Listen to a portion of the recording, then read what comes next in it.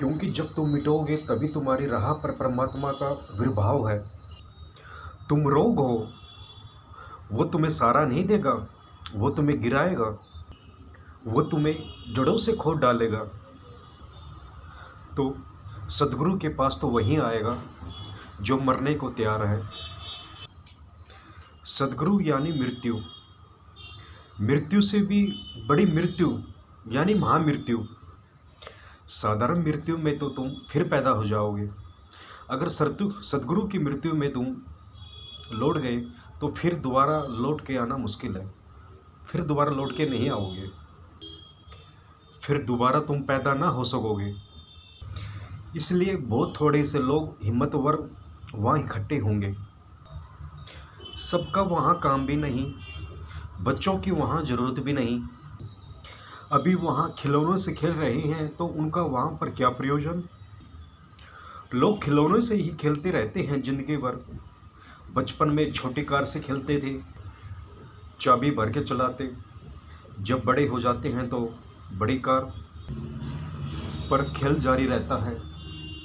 बचपन में छोटे गुड्डा गुड़ियों की शादी करते हैं, बड़े हो जाते हैं तो राम लीला करते हैं, राम सीता की बारात निकालते हैं, खेल जारी है।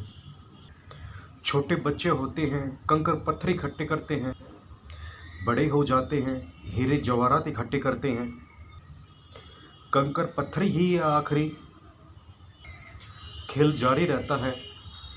छोटे बच्चे सिगरेट के डब्बे, माचिस के डब्बे, टिकटें इकट्ठी करते रहते हैं, बड़े हो गए नोट इकट्ठे करते रहते हैं।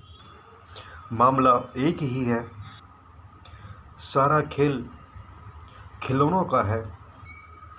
सदगुरु के पास तो केवल वही आ सकता है जो प्रौढ़ हो गया,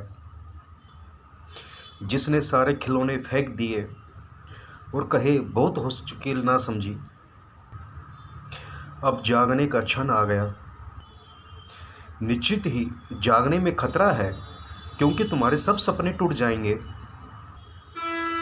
सपनों में एक सुरक्षा है, तुम्हारे सपने, उनमें मधुर सपने भी हैं, माना कि दुखद सपने भी हैं, लेकिन वो सब संयुक्त थे। दुखद सपने तोड़ने हो तो सुखद सपने भी टूट जाएंगे। अगर जागना है तो दुख सुख दोनों से जागना होगा। तुम भी चाहते हो जागना, मगर चाहते हो कि सुखद सपना तो बरकरार रहे, सिर्फ दुख टूट जाए। तुम भी चाहते हो जागना, मगर सिर्फ दुख छूटे, सुख न छूटे। तो तुम सदगुरु के पास इकट्ठे हो जाओगे, वहाँ भीड़ लग जाएगी।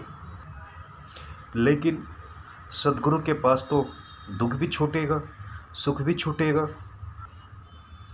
तभी तो शांति का जन्म होता है।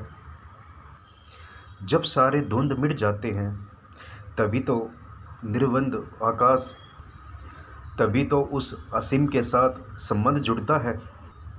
तभी तो जैसे दादू कहते हैं तार जुड़ता है, उससे पहले तो तार नहीं जुड़ते। संभवतः जहाँ तुम्हारी बीमारी ठीक करने के लिए कोई आश्वासन दिया जा रहा हो, मुकदमा जिताने का कोई भरोसा दिया जा रहा हो, धन पाने की कोई महत्वाकांक्षा को पूरा करने की कोई बात कही जा रही हो, वहाँ भीड़ इकट्ठी होगी। साधारण से लोगों से लेकर जिन्हें तुम असाधारण कहते हो, वो भी वहाँ पर इकट्ठे होंगे। आशीर्वाद चाहिए तुम्हारी मूर्खता के लिए। और जिंदगी का नियम ऐसा है, अगर तुम भी आँख बंद करके झाड़ के नीचे बैठ जाओ और जो भी आए उसको आशीर्वाद देते जाओ, तो भी 50% आशीर्वाद पूरे होने ही वाले हैं। इसलिए तुम्हें कोई चिंता करने की ज़रूरत नहीं। तुम एक गधे को भी बैठा दो सजा के, वो भी हाथ उठा के आशीर्वाद देते जाए, बिना देखे कि कौन आ रहा है। इससे कोई लेना देना नहीं। जितने मरीज आएंगे उनमें गणित में कम से कम 50% तो ठीक हो जाएंगे, ज़्यादा भी ठीक हो जाएंगे, क्योंकि सभी बीमारियां मार तो नहीं डालती। डॉक्टर भी इलाज थोड़ी करता है, केवल सहारा देता है।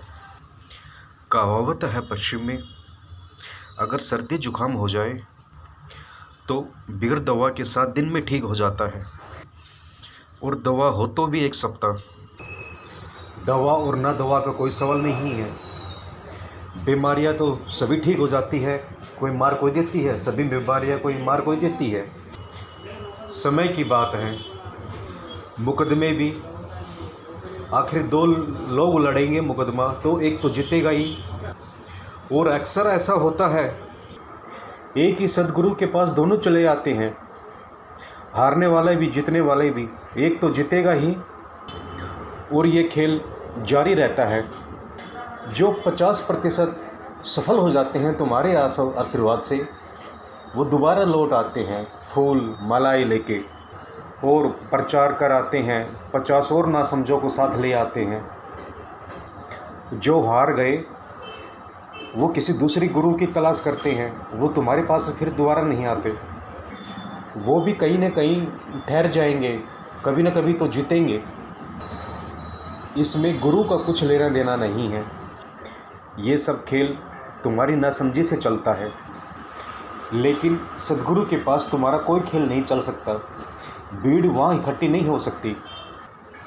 वहाँ तो खेल तोड़ने का ही आयोजन है। इसलिए बहुत थोड़े से चुने हुए लोग, छटे हुए लोग, जो सच में ही राजी है छलांग लेने को, जो उस घड़ी में आ गए हैं जहाँ पर कुछ रूपांतरण आवश्यक हो गया है। अब उनकी आकांक्षा बाहर की नहीं है, अब वो क्रांति भीतर की चाहते हैं।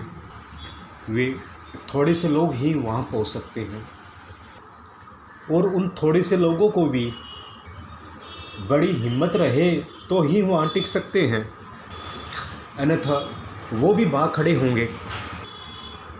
क्योंकि सद्गुरु तुम्हें कोई सहारा नहीं देता टिकने का, वो तुम्हारे अहंकार की कोई तृप्ति नहीं करता। जिस अहंकार को मिटाना ही है, उसे किसी प्रकार का सहारा देना उचित नहीं है। तुम अगर वहाँ टिके तो अपनी हिम्मत से ही टिकोगे। वो तो तुम्हारे पैरों के नीचे की ज़मीन खिसता चला जाता है। तो थोड़े से दुस्साहसियों का काम है, मगर वैसे ही दुस्साहसी जीवन के परम सत्य को उपलब्ध होते हैं। वो दुस्साहस करने योग्य है।